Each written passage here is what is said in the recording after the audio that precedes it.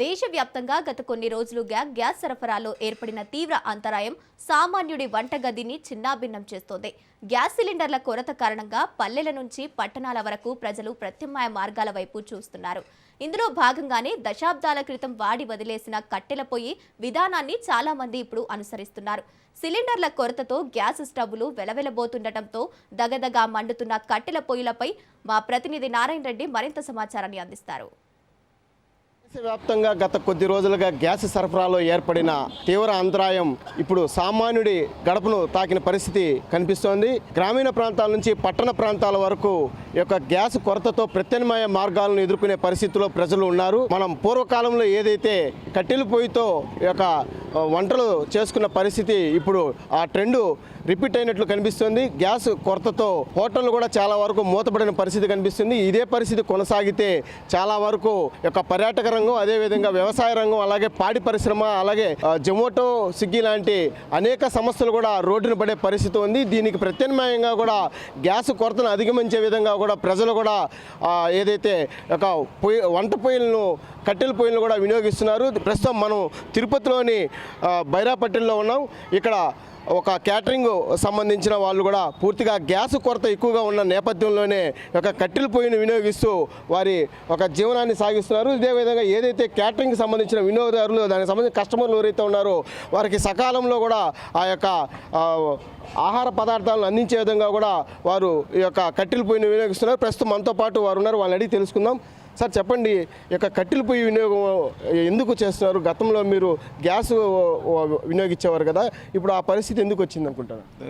Gas కొరత వల్ల మేము ఈ విధంగా చేయడం జరుగుతుంది. కాకపోతే ఈ గ్యాస్ లేని దానివల్ల కట్టెలు ఉపయోగించడం వల్ల కొంచెం బాగా ఫుడ్ కూడా బాగా టేస్టీగా ఉంటుంది. కాకపోతే లేటు, కొంచెం ప్రాసెస్ అనేది లేటుగా రెడీ చేసుకోవాలా అంతే అండి. అంటే మీరు సాధారణంగా ఒక రోజుకి ఎన్ని సిలిండర్లు వినియోగిస్తారు? అంటే ఎందుకు వచ్చింది కారణం అనుకుంటున్నారు మీరు ఈ కొరత? ఎందుకు వచ్చింది అంటే దేశం మొత్తం కూడా సిలిండర్లతో ఇబ్బంది పడుతున్నారు. దానికి ఆల్టర్నేట్గా మేము కట్టెలు వాడుతున్నాము.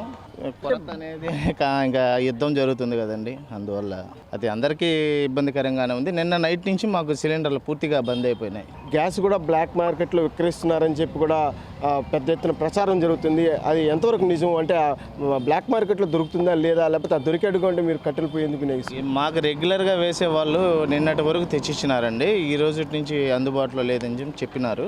ఇంకా ఆల్టర్నేట్ మేము రెగ్యులర్గా కూడా బిర్యానీస్ అవన్నీ కూడా కట్టెల మీదే వాడుతుంటాం రెగ్యులర్గా. ఇంకా సాంబారు ఇవి కూడా ఇంకా దాని మీదే చేయాల్సి వస్తుంది. కొంచెం కష్టంగా ఉంది. సిలిండర్లో మాకైతే రెగ్యులర్గా వేసేవాళ్ళు ఇచ్చినారు. బయట ఏదో మార్కెట్ రేట్ ఏదో కొంచెం హెచ్చుపెచ్చి అమ్ముతున్నారు అని చెప్తున్నారు. దాని గురించి మనకు తెలియదు విషయం. అయితే మనతో పాటు ఇంకొకరు ఉన్నారు, ఆయన అడిగి తెలుసుకుందాం. చెప్పండి, అసలు గ్యాస్ కొరత కారణంగానే ఈ యొక్క కట్టెల పొయ్యి వినియోగిస్తున్నారా? ఏం కారణం? మాకు గ్యాస్ దొరక నిన్నటి నుంచి గ్యాస్ లేదు.